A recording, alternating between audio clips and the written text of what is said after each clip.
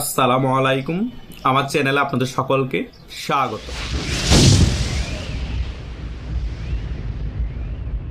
Police হত্যার বিচারের খবর যখন চারদিকে চাউর হয়েছে, তখনই কিন্তু এই পাটলা নাহিদ, সার্ভিস আলম, মলম হাসনাতরা বিভিন্ন জায়গায় বক্তব্য দেয়া শুরু করে দিয়েছে। জুলাই সনদ যদি বাতিল হয়, গণভোট যদি বাতিল হয়, আমরা আন্দোলনে নামবো। আবার আমাদের ইশারায় আবার গণ অভ্যুত্থান হবে। কিছুদিন আগেও কিন্তু বলেছে। মলম হাসনাতও সেম কথা বলেছে, সার্ভিস আলমও সেম কথা বলেছে। হঠাৎ করে এই ধরনের বক্তব্য তারা বেশি বেশি কেন দিচ্ছে? তার মেইন রিজন হচ্ছে বিএনপিকে চাপে রাখার জন্য। কারণ বিএনপি যদি এই সকল বক্তব্য শুনে চাপে থাকে, তাহলে বিএনপি পুলিশ হত্যার বিচার করবে না এবং পুলিশ হত্যার বিচারের তদন্ত শুরু করবে না। আর পুলিশ হত্যার বিচারের তদন্ত শুরু না করলে এ সকল টোকাইগুলো যে পুলিশকে হত্যা করেছে সেগুলো আর জনগণের কাছে উঠে আসবে না, সেগুলোর জন্য শাস্তিও হবে না। এখন এই সকল টোকাই সমন্বয়করা এবং শিবিররা বিএনপিকে বোঝানোর চেষ্টা করবে, তোমরা যদি আমাদেরকে শাস্তি দেওয়ার চেষ্টা করো, আমাদেরকে লটকানোর চেষ্টা করো, আমরাও কিন্তু দেশের মধ্যে একটি বিশৃঙ্খলা তৈরি করবো, ম্যাসাকার পরিস্থিতি তৈরি করবো, যেখানে একটা ইস্যুকে কেন্দ্র করে তোমাদেরকে ক্ষমতা থেকে ফেলে দিব। ওদের কথা হচ্ছে মরলে আমরা একসাথেই মরবো, তোমাদেরকে নিয়েই মরবো। তোমরা ক্ষমতা থেকে যখন পড়ে যাবা, আমরাও বিপদে পড়বো, তোমরাও বিপদে পড়বা। আওয়ামী লীগ এন্ট্রি নিবে, আবার হয়তোবা সেনাবাহিনী ক্ষমতা দিবে, না হলে আরেকটি তত্ত্বাবধায়ক সরকার গঠন হবে। ওই তত্ত্বাবধায়ক সরকার আন্ডারে আবার নির্বাচন হবে। ওই নির্বাচনে আওয়ামী লীগ ক্ষমতায় আসার সম্ভাবনা বেশি। মানে সিস্টেমেটিক ভাবে বিএনপিকে বোঝানোর জন্য তারা আবার রাজপথে নামার জন্য প্রস্তুত হচ্ছে। আমার ব্যক্তিগত অভিমত, বিএনপি ডাইরেক্টলি মনে হয় না পুলিশ হত্যার বিচারের তদন্ত 100% সঠিকভাবে করবে এবং পুলিশ হত্যার সঠিক বিচার হবে এই বিএনপি সরকারের আন্ডারে। পুলিশ হত্যার সঠিক বিচার হতে হলে, যদি পুলিশ হত্যার সঠিক বিচার হবে মনে হয়, একমাত্র আওয়ামী লীগ সরকার আসলেই হবে। সেটা 10 বছর পরে হোক, 5 বছর পরে হোক। বিএনপি করার ওই সাহসটা করবে না, কারণ বিএনপি করার আগেই করবে বলছে, তার আগেই অলরেডি এই টোকাই শিবিররা এবং এই টোকাই সমন্বয়করা অ্যাক্টিভ হয়ে বিএনপির বিপক্ষে লেগে গিয়েছে। রাজপথে নামার হুঁশিয়ারি দিচ্ছে, ইনডাইরেক্টলি বিভিন্ন হুমকি ধামকি দিচ্ছে। কারণ বিএনপির অনেকগুলা ল্যাকিংস আছে, অনেক দুর্বলতা আছে। এই জামাত শিবির, এই টোকাই সমন্বয়করা গুপ্তভাবে বিএনপির মধ্যে এবং আওয়ামী লীগের মধ্যে ছড়িয়ে ছিটিয়ে ছিল বিদায় আওয়ামী লীগেরও দুর্বলতা সকল কিছু তারা জেনে গিয়েছে। আর বিএনপির সাথে তো 16-17 বছর জোট হিসেবেই ছিল। বিএনপির সকল দুর্বলতা তারা জানে।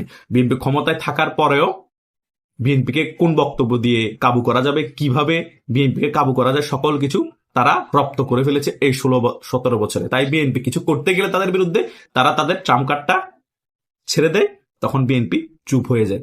তাই বিএনপি যতই বলুক পুলিশ হত্যার বিচার করবে, আসিফ মাহমুদ, তারপরে মাহফুজ আলম, তারপরে পেটলা নাহিদ, তাদের যে দুর্নীতি হয়েছে সেগুলোর বিচার করবে, আমার মনে হয় না 100% সঠিকভাবে এর বিচার হবে।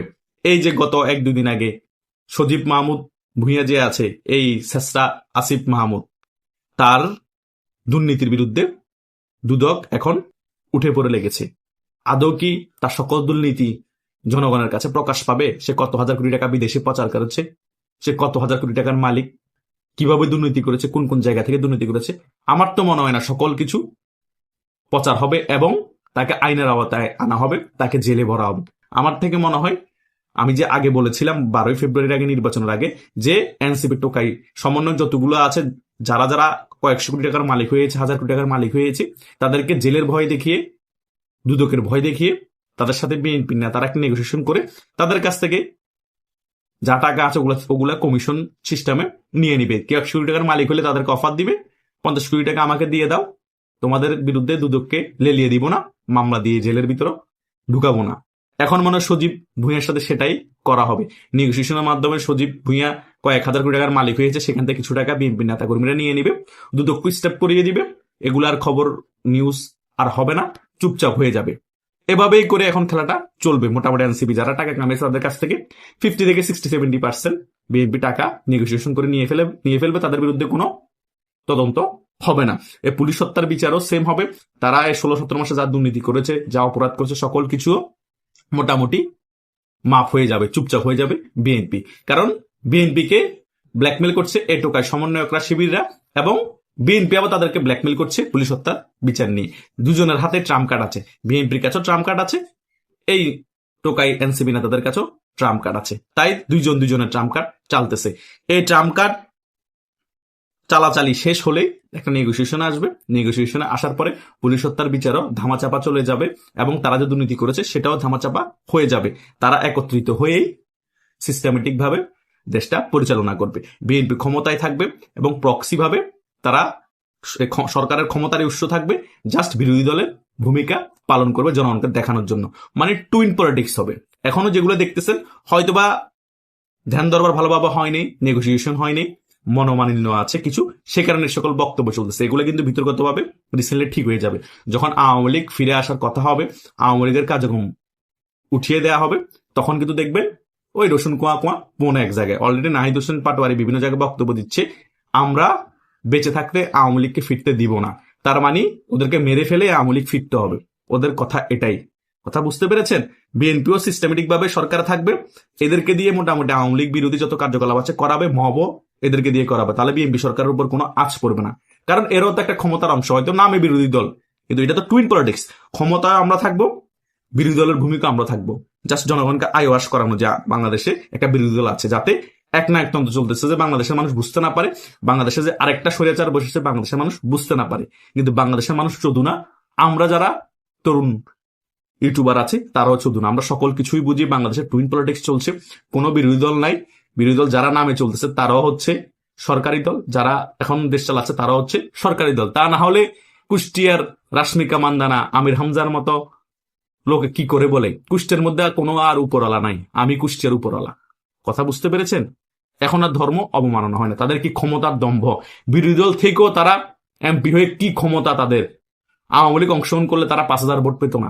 সারা বাংলাদেশে জামাত শিবির এককভাবে নির্বাচন করলে একটা ভোট পেত নাকি সন্দেহ আছে।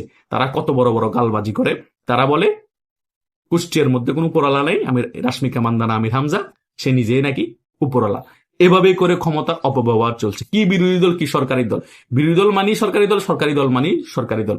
বাংলাদেশে আওয়ামী লীগের রাজনীতি ফিরিয়ে না আসা মানে বাংলাদেশে এক নায়কতন্ত্র চলতেছে এই 1.5-2 বছর ধরে, আগামী তো চলতে থাকবে। কোনো গণতন্ত্র নেই। বাংলাদেশে আওয়ামী লীগের রাজনীতি ফিরে আসবে, আওয়ামী লীগ রাজনীতি করতে পারবে এবং নির্দলীয় তত্ত্বাবধায়ক সরকারের একটা নির্বাচন হবে, সেই নির্বাচন সকল দলের অংশগ্রহণের নির্বাচন হবে।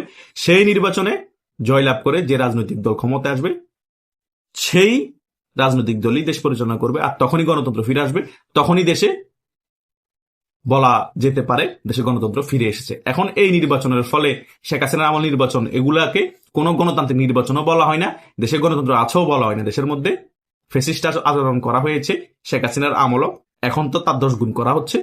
আগামী তো তারেক জিয়া এভাবে করে দেশটা পরিচালনা করবে। তাই দেশের গণতন্ত্র ফিরে আনতে হলে আওয়ামী লীগের রাজনীতিকে ফিরিয়ে আনতে হবে এবং নির্দলীয় তত্ত্বাবধায়ক সরকারের আন্ডারে নির্বাচন হতে হবে। তা না হলে আওয়ামী লীগের আমলও যেমন ফ্যাসিস্ট আচরণ ছিল, এখনো তার 10 গুণ চলছে, আগামীতে আরো বাড়তে পারে। এক না একতন্ত্র তো অলরেডি 16-17 মাস আগে প্রতিষ্ঠা হয়ে গিয়েছিল, ডক্টর ইউনূস বিদায় নিয়েছে, এখন আরেক এক না একতন্ত্র প্রতিষ্ঠা করার জন্য তারেক জিয়া বসে গিয়েছে। এভাবেই চলছে আমাদের দেশ। কথা বুঝেন নাই? পুলিশকে হত্যা করার কোনো বিচার হয় না, নিরীহ মানুষকে হত্যার কোনো বিচার হয় না, মুক্তিযোদ্ধাদেরকে হত্যার এবং অপমানের কোনো বিচার হয় না বাংলাদেশে। বিচার হবে কেন? জোর যার মূল লুকতার। এখন তো বাংলাদেশ একটা একতন্ত্র প্রতিষ্ঠা হয়ে গিয়েছে। তারেক যে যতদিন বেঁচে আছে সে ততদিন ক্ষমতা কুক্ষিঘাত করে রেখে দেওয়ার চেষ্টা করবে। কথাটা আমার মিলিয়ে নিন। আশা করছি আপনারা সকল বিষয় বুঝতে পেরেছেন। তবুও যদি আপনাদের কোনো মতামত থাকে কমেন্ট করে জানাতে পারেন। ধন্যবাদ সকলকে।